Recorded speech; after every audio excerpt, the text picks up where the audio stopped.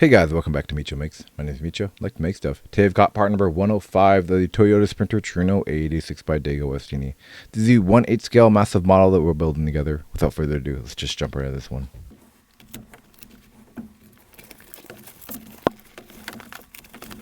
Okay, starting off, we've got our cover here.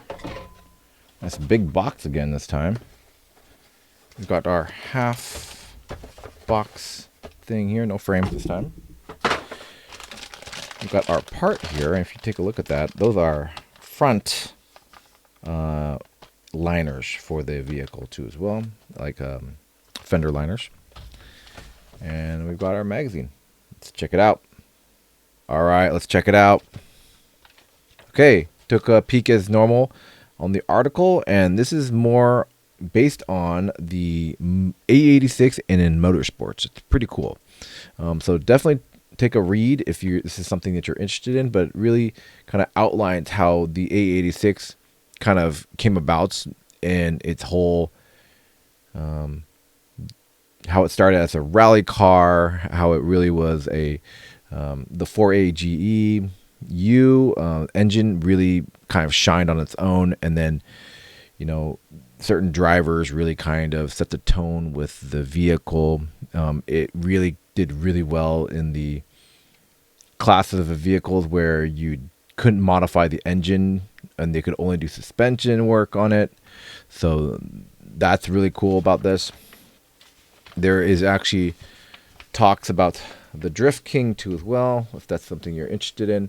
I'll start down here and I'll take a look at the top in just a second, see if you want to pause that and read it. You can see the rankings of the vehicles up here too as well, and the drivers too as well. Yeah, really cool article if you're interested in motorsports. How one thing people don't really remember is that the AE86 can also be a really good rally car, not just track driving. And obviously the real big thing people remember about the AE86 is Initial D, obviously the anime, but also has Keiichi Chia, the Drift King. This whole column is about that too as well, so I'll make sure you guys can see that if you want to read about it. But pretty cool in how he really kind of set the tone and really kind of showed off the capabilities of the AE86 as a car. You can see his AE86, I guess a replica of the Advin one that he had kind of driven. Yeah, so it's a really remarkable car in terms of it being able to compete in motorsports too as well. And you can see that in the now Toyota's still doing that with like vehicles like the Yaris and stuff like that. So I really do appreciate the fact that Toyota has continued to support motorsports, and I hope they continue to do that too as well.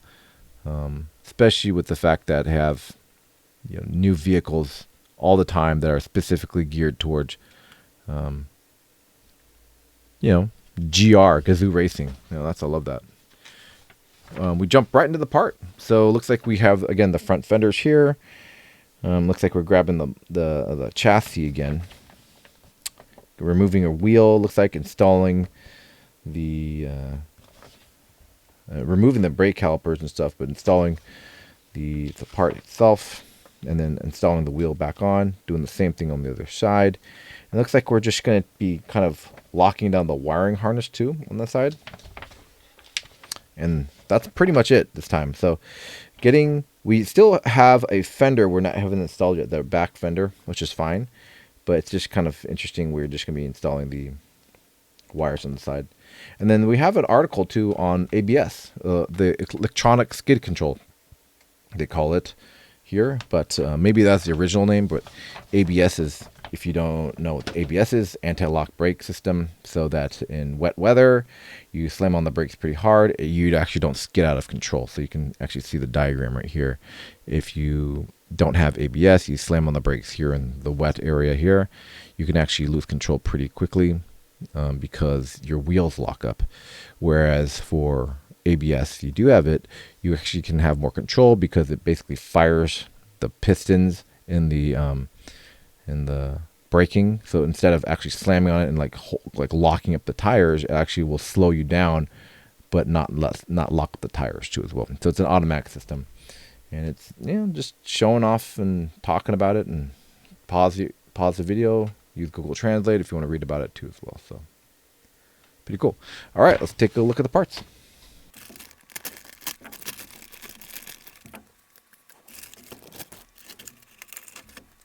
All right, starting out, we just had these kind of floating in the bag there. Looks like we have some AP screws right here.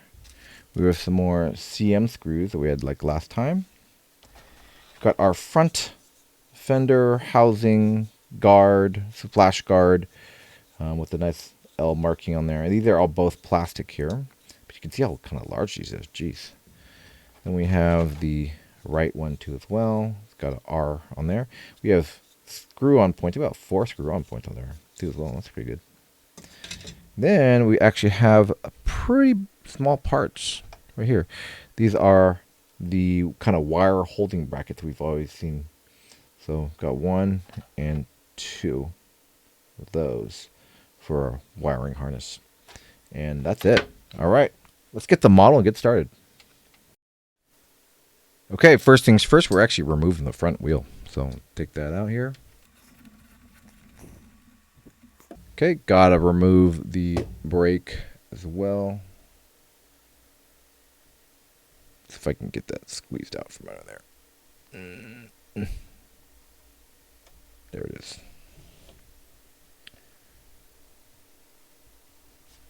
All right, and then we're going to be taking our fender here, marked left, right there. And sliding this guy up in here.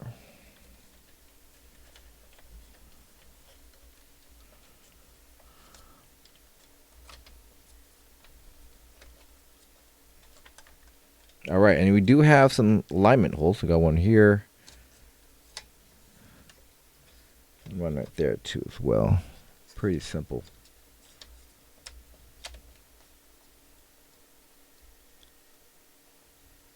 And we're going to take some CM screws here.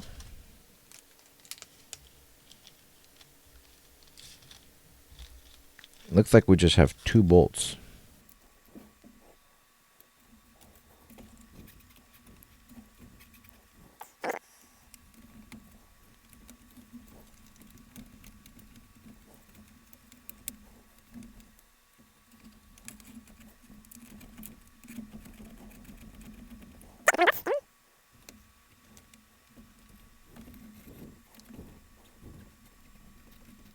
Okay, just those 2 bolts is all it's needed, and we can slide this guy back on.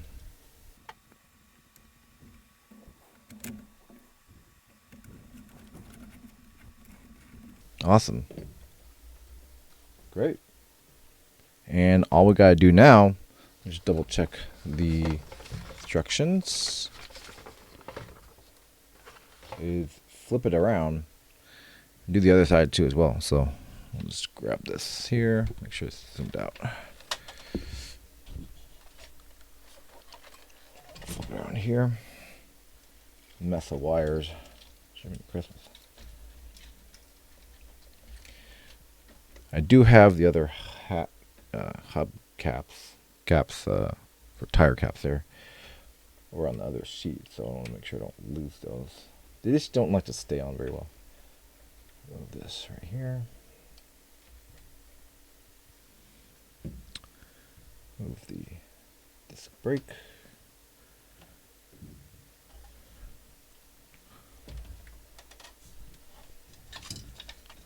Grab the other fender liner. Actually, let me get the center liner for you.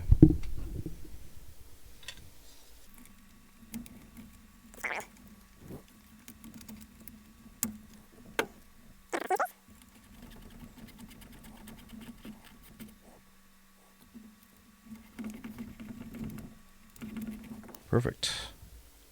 Grab our brake disc. Put that back on. Our tire. This guy back on.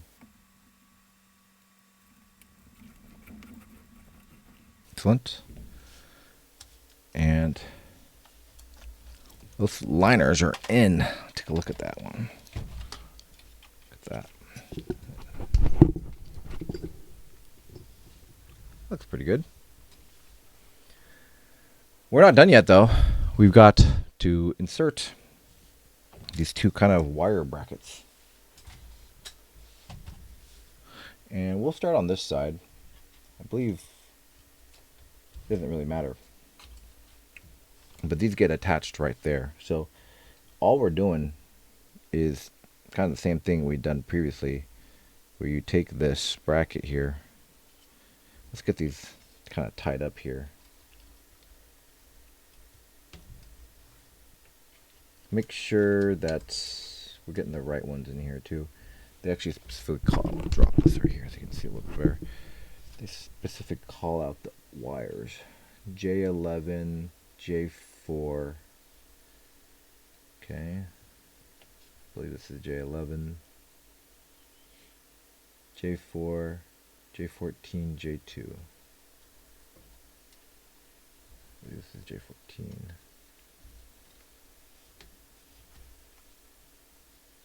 Okay, we have a lot in here, and if I need to, I can always unscrew this.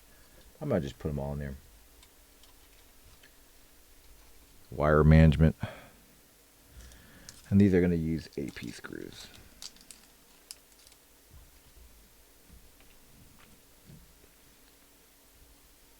The way you do these too is that there's a little hook here on this side, and then this side goes with a screw. You put this hook over here, this side, and then this on this side. And then that one screw will hold everything down.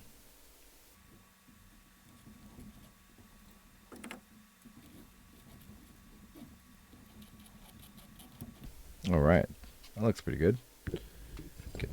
Getting that all cleaned up right there. Obviously, you've got more lines I got to do.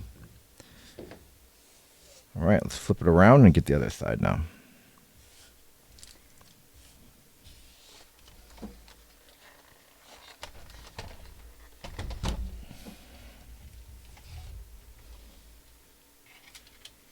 Same deal over here.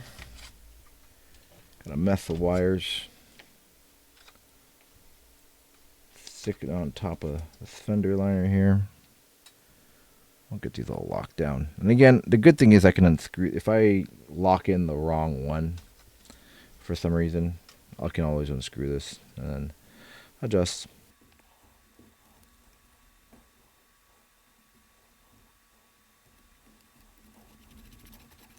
All right, got that locked in now. And with that, let me just double check the instructions here. With that, yeah, we're done. We are done with part number 105 of the Toyota Sprinter Trueno AE86 by DeAgostini. We got these fender flare, kind of covers installed on the front. We actually have these wire adapters kind of holding that there too as well. So a lot of good stuff here, but you know, it's still kind of making progress. We still have 5 more parts left, guys. Literally, that's it. I mean, actually, yeah, 5 more parts, right? 105. So let's take a look and see what's at 106. It looks like we have some rear bumper action. We have the rear mud flap guards, the mud flaps, some of the small pieces too. So look forward to that one. If you haven't subscribed yet, really appreciate you subscribing. You know, when you get new updates on these videos too as well. Really appreciate you guys supporting me and continuing to stick with me in this whole build. It's been pretty awesome so far. So 5 more parts. We're almost there. Like the video, share it with your friends. Really do appreciate your support. We'll see you guys in part number 106. Bye for now.